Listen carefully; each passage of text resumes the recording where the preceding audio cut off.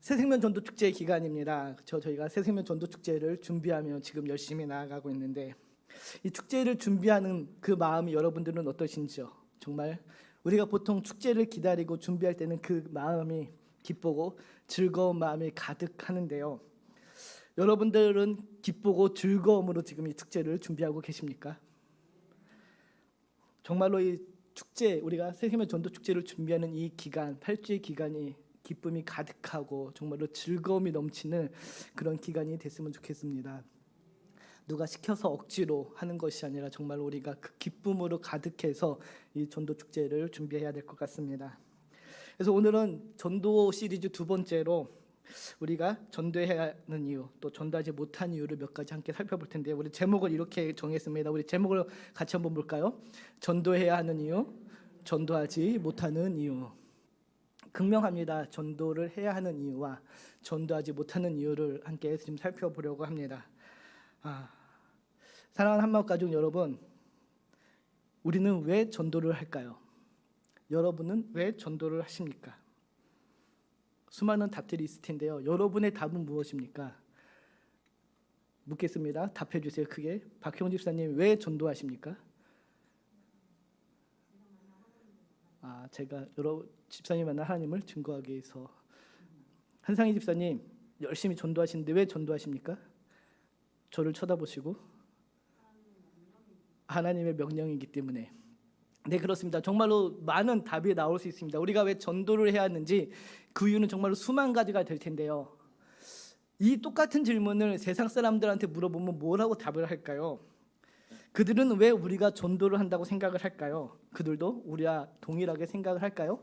제가 궁금했습니다. 그래서 혹시나 이런 것들에 대한 답이 있을까라는 생각에 인터넷을 좀 뒤져봤습니다. 그랬더니 역시 우리 친절한 네이버는 여러 가지 답을 우리에게 주고 있습니다. 정말로 많은 답들이 올라와 있는데요. 그 질문이 이렇습니다. 왜 기독교는 전도를 하나요? 라는 이런 질문이 있었는데요. 그 밑에 수많은 댓글이 달려 있었습니다. 물론 여러분들이 생각하는 그 모든 종류의 답이 거기에 다 있었는데요. 그 중에서 가장 비중을 많이 차지하는 그 답이 무엇이었을까요? 질문입니다.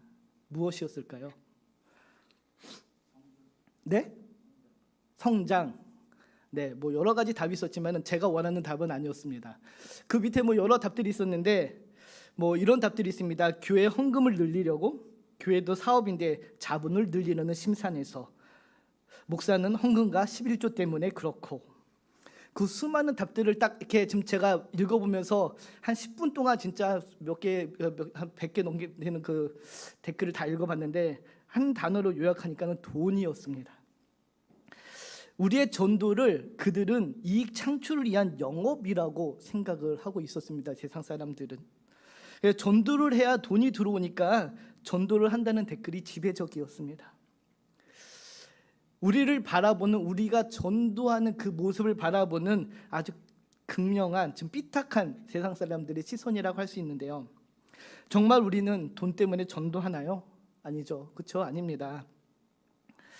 이런 답을 내는 그 세상 사람들은 그들의 가치관을 적나라하게 나타내는데, 보여주는데, 그들의 시선으로 우리를 봤기 때문에 이렇게 답을 하지 않나 생각을 합니다. 자신들의 세계관과 가치관을 가지고 우리를 보고 판단하기에 우리가 행하는 그 전도 행위 안에 있는 그 진리를 그들은 보지 못하는 것이죠. 사랑하는 성도 여러분, 그럼 우리는 왜 전도를 합니까? 왜 우리가 전도에 힘써야 할까요? 왜 우리가 이렇게 새생명 전도 축제라는 이 타이틀을 가지고 누가 시키지도 않는데 매일 아침마다 나와서, 또 낮에 나와서, 저녁에 나와서 전도를 합니까? 그 이유는 너무도 분명합니다. 오늘 몇 가지를 살펴볼 텐데요. 첫 번째, 그 이유는 바로 주님의 명령이기 때문입니다. 우리가 전도해야 하는 이유는 성경에 분명하게 나오는데 그 중에서도 가장 명확하게 나타나는 것이 바로 이 주님의 명령입니다. 마가복음 16장 15절을 보면 이렇게 이야기합니다. 또 이르시되 너희는 온 천하에 다니며 만민에게 복음을 전파하라 라고 분명히 이야기해 주시죠. 똑같은 말씀이 마태복음에는 또 가서 제자를 삼으라고 얘기를 합니다. 이렇게 주님이 우리에게 명령하셨기에 예수 그리스도를 주로 믿는 자들, 주님이라고 고백하는 자들은 누구나 전도를 해야 하는 것입니다. 예수를 주로 고백한다면, 그분의 말씀에 순종한다면 우리는 전도를 해야 되는 그 사명이 우리에게 주어진 것이죠. 그러나 단지 주님이 명령하셨기 때문에 우리가 전도를 해야 하는 것일까요? 그렇지는 않습니다. 우리가 전도를 해야 되는 또 다른 이유는 바로 사랑입니다. 사람을 향한 사랑, 이웃을 향한 그 사랑 때문에 우리는 전도를 합니다. 우리가 주님의 사랑을 경험하고 알았기 때문에 그 사랑이 내 안에 있으면은, 그래서 주님의 사랑의 마음을 품고 주님의 그 사랑의 시선으로 우리가 세상 사람들을, 우리가 예수를 알지 못하는 그 사람들을 바라본다면은 우리는 전도를 하지 않을 수 없게 됩니다. 왜? 전도를 해야 될 수밖에 없는 그 극률한 마음이 우리 안에 넘쳐나기 때문입니다. 우리가 잘 알고 있는 부자 나사로의 비유가 있습니다. 누가복음 16장에 나와 있는데요. 그중에서 누가복음 16장 27절 28절 말씀 우리가 한번 같이 읽겠습니다. 같이 읽습니다. 이르되 그러면 아버지여 구하오니 나사로를 내 형제 다섯이 있으니 그들에게 증언하게 하여 그들로 이 고통받는 곳에 오지 않게 하소서. 아멘. 부자 나사로의 비유이죠. 무슨 비유입니까? 부자 나사로가 거지 나사로가 죽고 부자가 죽습니다. 어떻게 되죠? 거지는 나사로는 천국에, 부자는 지옥에 떨어집니다. 지옥에 가게 됩니다. 그리고 거기서 그 무서운 형벌을 깨닫게 되죠. 그리고 천국에 있는, 하나님 나라에 있는 그 나사로를 향해 물 한 방울을, 정말로 새끼손가락에 그 물 한 방울을 찍어달라고 이야기합니다. 그리고 이렇게 이야기하죠. 내 아버지 집에 보내서 내 형제 다섯이 있으니 저들에게 증거하게 돼서 이 고통의 장소에 그들이 오지 않게끔 해달라고 간청을 합니다. 알게 된 것이죠. 사랑하는 성도 여러분, 우리는 천국이 있음을 믿습니다. 그 천국이 하나님 나라가 말할 수 없는 정말로 행복한 곳이고, 말 그대로 파라다이스, 천국이라는 것을 우리는 믿습니다. 그러면은 반대로 지옥이 있다는 것도 우리는 믿는 것입니다. 그렇죠, 여러분? 우리는 반대로 지옥이 있다는 것도 믿습니다. 그래서 이 부자의 정말로 처절한 외침처럼 내가 사랑하는 사람들이 그 고통에 처하지 않게끔 우리는 복음을 증거해야 하는 것입니다. 우리가 정말로 지옥의 존재를 믿는다면은 내 가족, 내 형제, 내 사랑하는 친구들이 주님을 모른 채 이 땅을 살다가 죽어서 지옥에 가게 된다는 그 사실을 우리는 너무도 잘 알고 있기에 그냥 보고만 있을 수 없어서 우리는 복음을 전하고 전도를 하는 것입니다. 사랑하는 성도 여러분, 이번 전도 축제의 구호를 혹시 기억하고 계십니까? 저희가 예년처럼 매년 앞에 나와서 이렇게 외치지 않아서 여러분들 많이 기억하지 못하실 것 같습니다. 혹시 기억하시는 분 계십니까? 우리 박진규 집사님 빼고. 네, 전도 팀원들은 다 아시겠죠, 당연히. 다른 분들 혹시 기억하고 계십니까? 네, 다 못하신, 지금 제 눈빛이 막 흔들립니다, 여러분들. 기억을 못하시는 거죠. 너만 가냐 천국, 함께 가자 천국입니다. 너만 가냐, 함께 가야 되지 않겠습니까? 여러분만 가실 겁니까? 여러분이 사랑하는 그 형제, 자매, 이웃과 함께 가야 되지 않겠습니까? 그런데 만일 여러분이 제가 복음을 전하지 않는다면은 그들에게 복음은 가려진 것, 숨겨진 것일 수밖에 없습니다. 그래서 결국 그들은 복음을 듣지 못한 채 영원한 형벌 속에 처하게 될 것입니다. 그들은 결코 구원을 받을 수 없게 되는 것이죠. 그래서 우리는 복음을 증거하고 전도해야 되는 것입니다. 여러분이 사랑하는 사람을 위하여 증거해야 되는 것이죠. 여러분의 마음에 주님의 그 애통하는 마음이 있다면 우리는 전도하지 않을 수 없는 것입니다. 세 번째로 우리가 전도해야 하는 이유는 하나님께서 나를 택하신 목적에 이미 전도가 포함되어 있다는 것이죠. 베드로전서 2장 9절을 보면 이렇게 이야기하는데 우리 같이 한번 읽겠습니다. 그러나 너희는 택하신 족속이요 왕같은 제사장들이요 거룩한 나라요 그의 소유가 된 백성이니 이는 너희를 어두운 데서 불러내어 그의 기이한 빛에 들어가게 하신 이의 아름다운 덕을 선포하게 하려 하심이라. 아멘.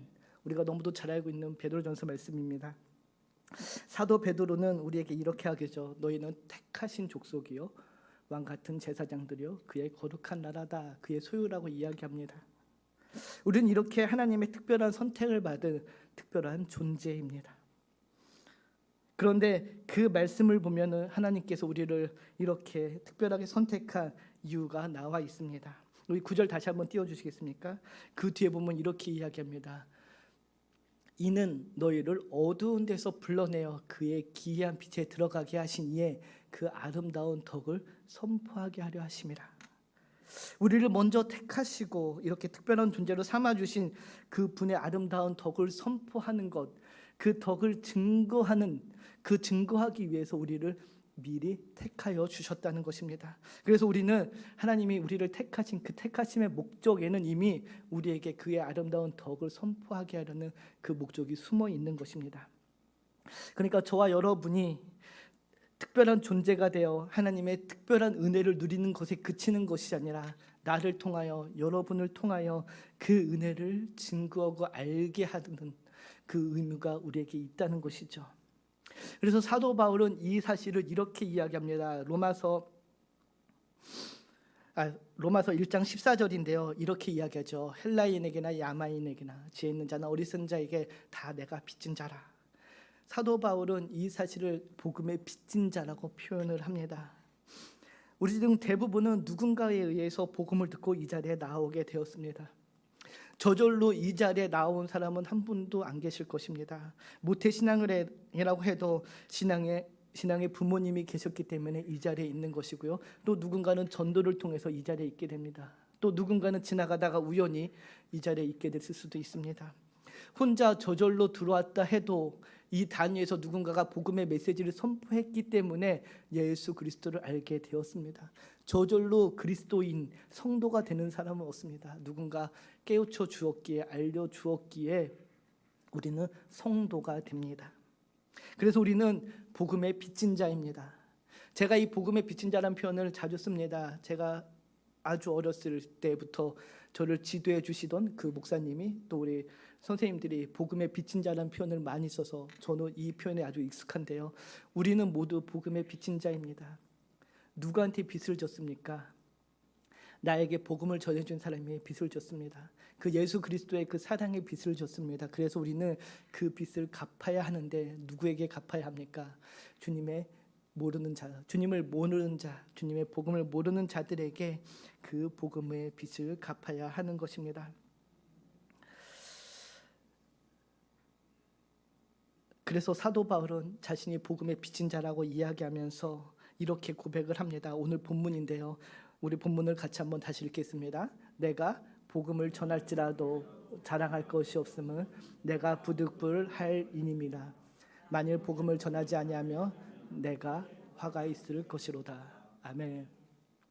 내가 부득불할 일이기 때문이다 라고 고백합니다. 복음의 빚진 자가 되어서 당연히 내가 해야 할 일이기에 나는 이 복음을 전한다 라고 이야기합니다. 복음을 전하는 것은 그리스도인으로서 당연히 감당해야 할 일이라고 이야기하는 것이죠. 여기서 부득불이라고 번역된 이 단어는 다른 번역서를 보면은 마땅히 해야 할 일, 당연히 해야 할 일 또는 어쩔 수 없더라도 해야 할 일이라고 번역을 합니다. 복음을 전하는 것은 그래서 성도인 우리에게는 너무도 당연한 것이라는 것이죠. 이거는 선택의 옵션이 아니라 반드시 해야 되는 것이라는 것입니다.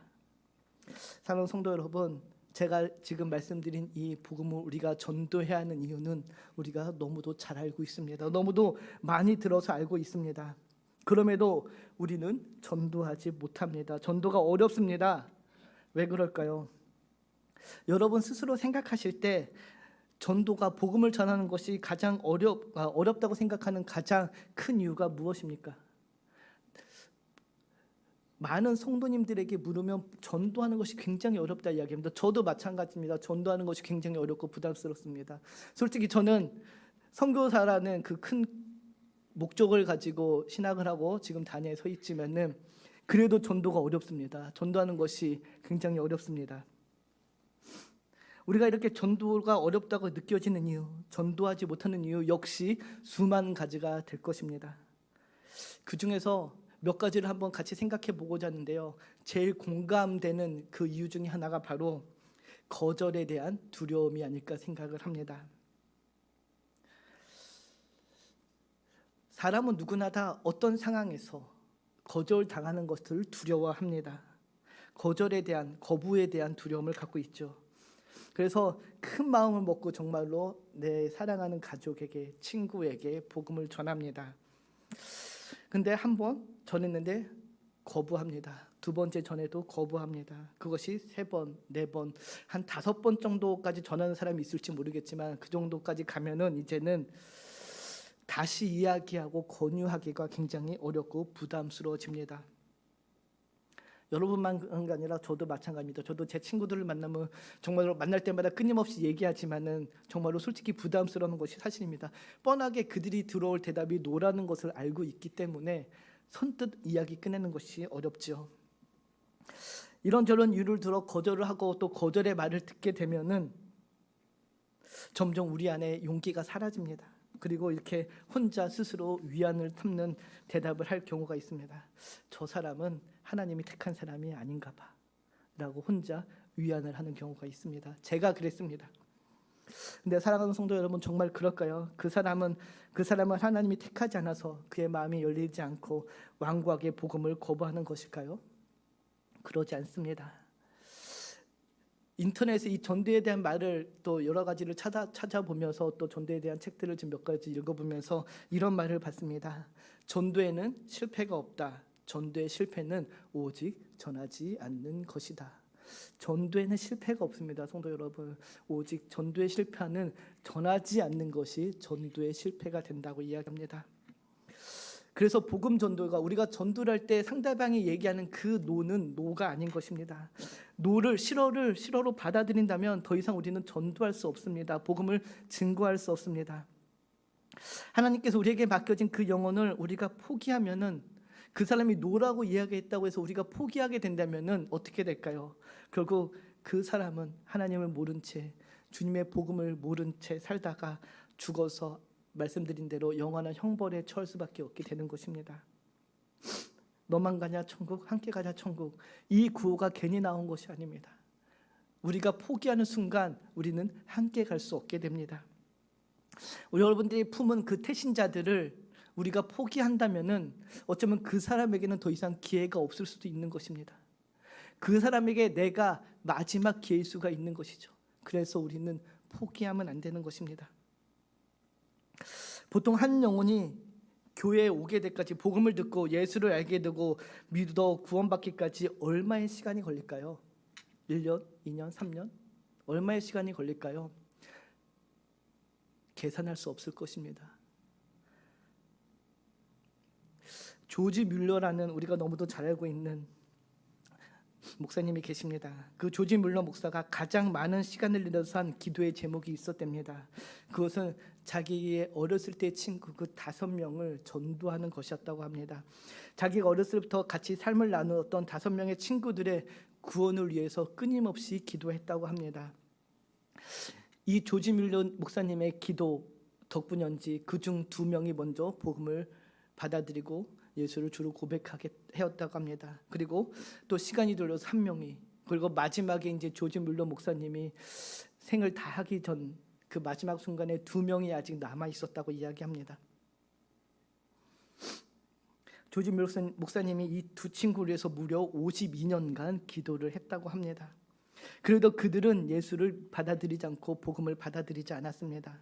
그리고 이제 목사님이 노년에 병석에 누워서 마지막 설교를 앞두고 있었습니다. 이제 마지막 설교 때 한 친구를 불러서 같이 예배에 참석을 하고 목사님이 설교를 했다고 합니다. 그 목사님의 마지막 설교를 듣고 그 5명의 친구 중에 4번째 친구가 복음을 받아들였다고 하죠. 그리고 목사님은 돌아가셨습니다. 1명이 남아있죠. 그 1명이 구원을 받았을까요? 못 받았을까요? 어떻게 하셨습니까? 당연한 스토리겠죠. 네, 그 나머지 1명도 구원을 받았다고 합니다. 어떻게 구원을 받았냐? 장례식장에 와서 친구들과 이야기를 하면서 그 목사님이 그 친구를 통해 52년간 쉬지 않고 매일 쉬지 않고 기도했다는 그 사실을 듣게 되고 그 들음으로 인하여서 마음의 문이 열리고 복음을 받아들이고 그 목사님이 돌아가신 이후에 복음을 받아들이고 간증을 다니는 그런 간증자가 되었다고 이야기를 합니다. 무려 52년간 기도를 했습니다. 52년 짧은 시간은 아니죠. 아마 여기 계신 우리 권사님들 한 영혼을 위해서 50년 넘게 기도하시는 우리 권사님들도 분명히 계실 것입니다. 50년이 넘게 기도해서 응답이 없으면 정말로 이제 포기해야 되는 것인가 이렇게 생각할 수도 있습니다. 그러나 오늘 이 조지 뮬러의 목사의 예화를 보면서 우리가 알게 되는 것은 포기하지 말아야 한다는 것이죠. 하나님께서 언제 그 사람의 마음을 움직일지 우리는 알지 못한다는 것입니다. 포기하지 마시기 바랍니다. 하나님께서는 하나님의 때에 하나님의 방법으로 그 사람을 움직여 주실 것입니다. 저희 아버님도 마찬가지입니다. 저희 아버님도 청년 때 신앙생활 하다가 직장에 취업하시면서 거의 한 30년을 교회 신앙생활을 못 하셨습니다. 그리고 이제 저희 할아버지가 돌아가시던 그날 장례식을 통해서 다시 장례 예배를 통해서 다시 복음을 받아들이고 그때부터 지금까지 열심히 또 신앙생활을 하고 계십니다. 할아버지의 기도가 할아버지가 돌아가시는 그때 이루어진 것이겠죠. 포기하는 순간 그 영혼은 누구도 그 영혼을 위해 기도하지 못합니다. 그래서 우리는 포기하지 말고 기도해야 되는 것입니다. 하나님만이 아십니다. 거절을 두려워하지 마십시오. 담대함으로 복음을 증거하는 우리 모두가 되어야 할 것입니다. 두 번째, 우리가 복음을 전하는데 어려워하는 이유, 또 전하지 못하는 이유는 간절함의 부재가 아닐까 생각합니다. 영혼 구원에 간절한 마음이 없는 것입니다. 사람들이 전도를 하지 않는 그 근본적인 이유를 조사한 그 통계를 보면은 꼭 굳이 전도를 해야 하냐라는 그런 답이 다수를 차지했다고 합니다. 전도를 그냥 해도 그만, 안 해도 그만인 것을 생각하는 성도들이 많이 있다는 것이죠. 많은 성도님들이 예배 참석에는 목숨을 걸지만 영혼 구원에는 목숨을 걸지 않는다는 것입니다. 그러나 우리가 알고 있는 수많은 위대한 선교사님들과 복음 전도자들을 보면은 그들에게 공통점이 하나 있는데요. 무엇이냐? 바로 영혼 구원에 대한 간절함이었습니다. 영혼을 사랑하는 그 간절한 마음이 그들에게 있었습니다. 제가 그들을 다 알지 못하지만은 그분들이 쓴 책이나 그들의 자서전을 보면서 제가 직접 만나보지 못했지만은 그 책을 통해서 발견한 것은 영혼을 구원해야겠다는 그 간절함이 그들 모두에게 동일하게 있었다는 것입니다. 사랑하는 성도 여러분, 우리가 성경을 통해 만나는 사도 바울은 어떤가요? 다메섹으로 가는 길에서 그는 주님을 만나게 됩니다. 그리고 복음 전도자라는 그 새로운 사명을 받게 됩니다. 그래서 바울 서신서 곳곳에서 그의 그 열정과 헌신을 볼 수 있는데 사도행전 20장 24절을 보면 이렇게 마지막에 고백을 합니다. 우리 같이 한번 읽겠습니다.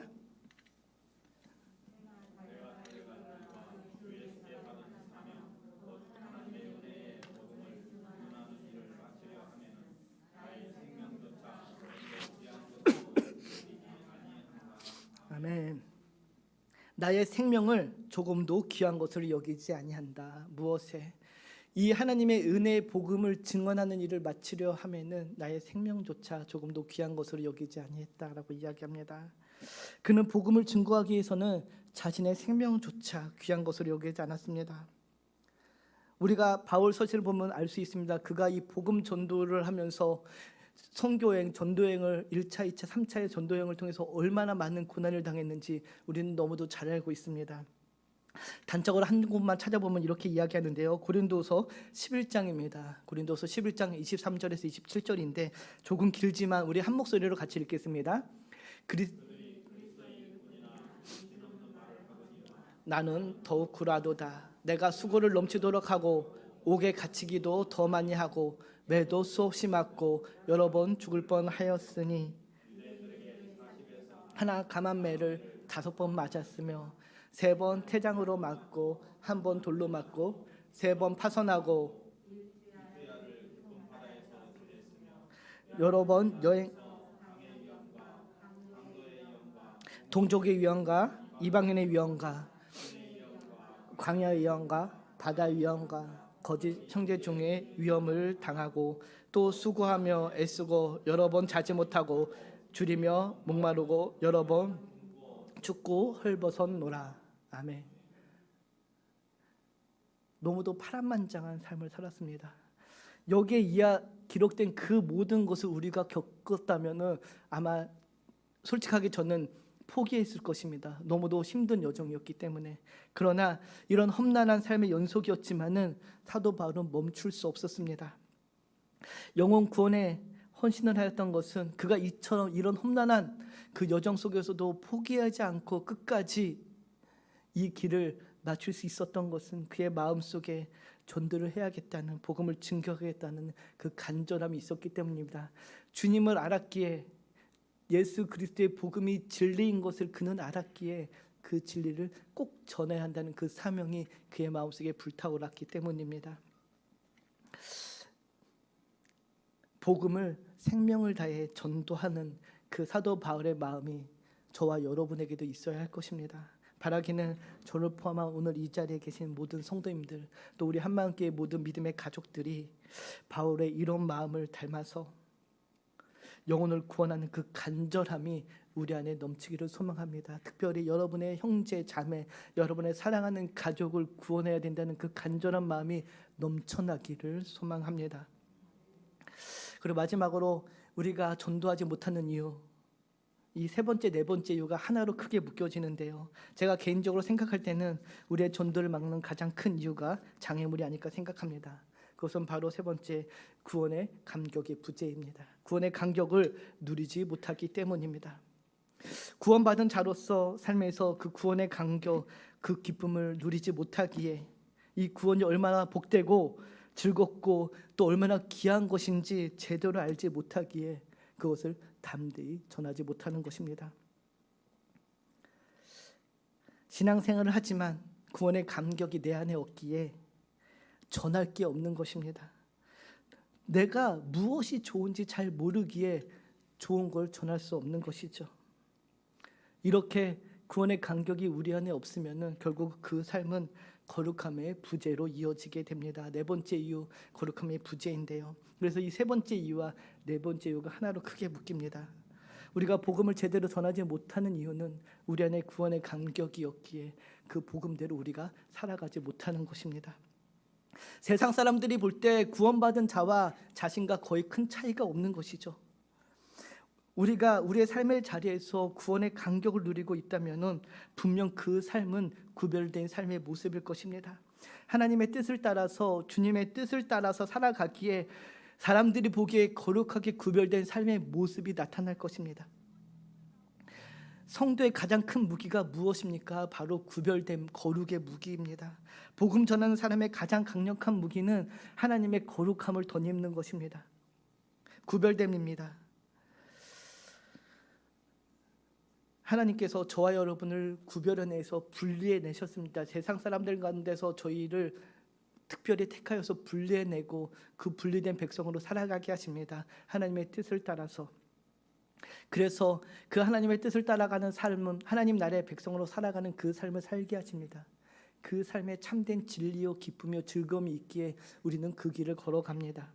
그런데 우리가 이 구원의 감격을, 그 은혜를 제대로 누리지 못한다면은 우리의 삶에 그 구원의 기쁨이 묻어나지 않습니다. 사람들이 볼 때 도대체 뭐가 좋은지 나의 삶을 통해서 알지 못하고 보지 못하게 됩니다.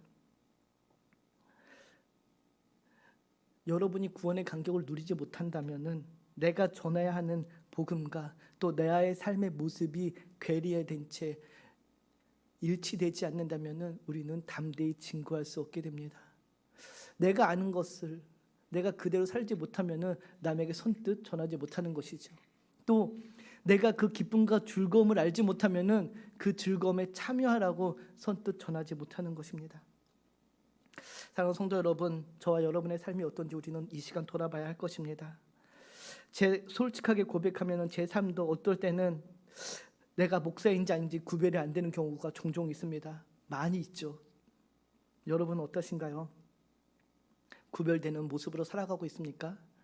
디모데후서 3장 2절 보면 이렇게 이야기합니다. 사람들이, 우리 같이 한번 읽을까요? 사람들이 자기를 사랑하며 돈을 사랑하며 자랑하며 교만하며 비방하며 부모를 거역하며 감사하지 않으며 거룩하지 아니하며. 이 한 절 안에 세상 사람들의 그 가치관이 고스란히 담겨져 있습니다.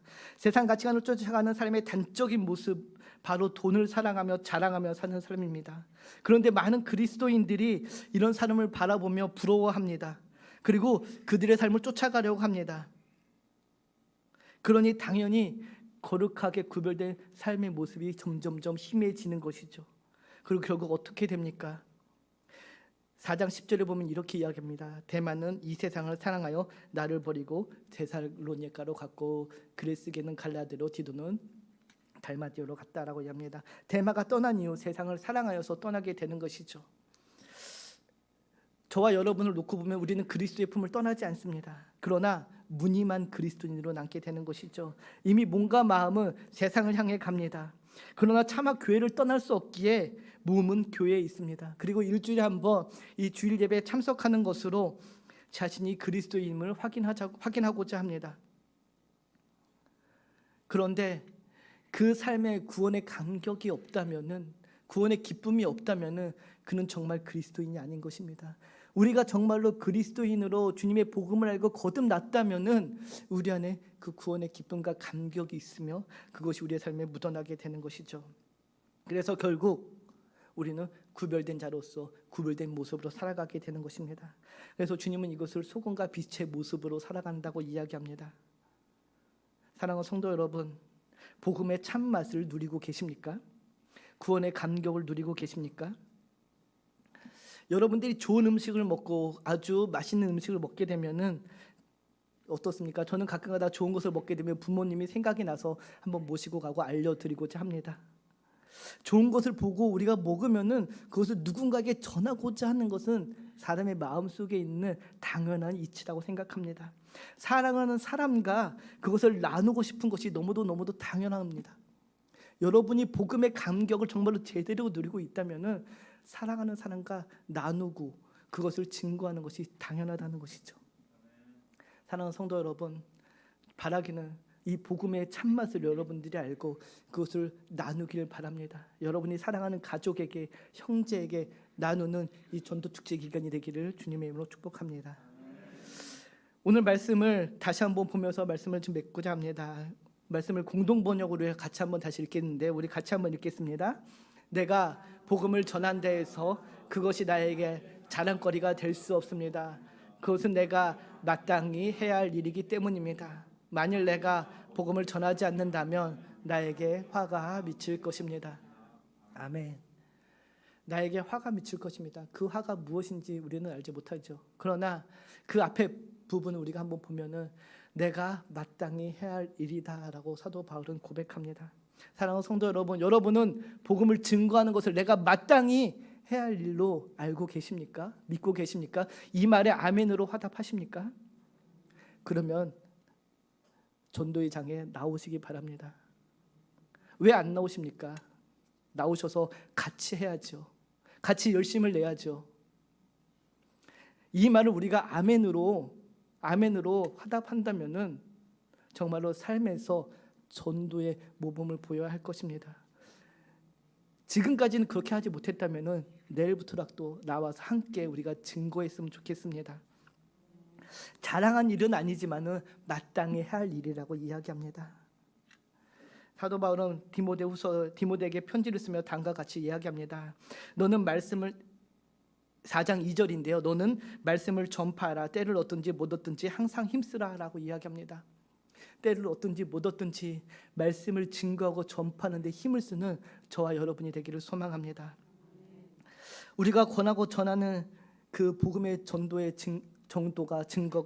요청이 권면이 대부분 경우 노라는 거절로 돌아옵니다. 부정적인 대답으로 돌아온다 해도 여러분 포기하지 마십시오. 나가서 전도지를 주고 나눠주면 어떤 사람들은 정말로 이렇게 지금 못 볼 걸 보는 사람, 그런 눈빛 있죠. 그런 눈빛으로 쳐다봅니다. 그런 거부를 두려워하지 마십시오. 포기하지 마십시오. 언젠가 주님의 때가 되면은 그 영혼이 주님께로 돌아올게 될 것을 우리는 믿고 증거하는 것입니다. 믿음으로, 이 믿음으로 오늘도 복음을 전하는 우리 모두가 되기를 주님의 이름으로 축복하고 소망하며 기대하겠습니다. 아멘.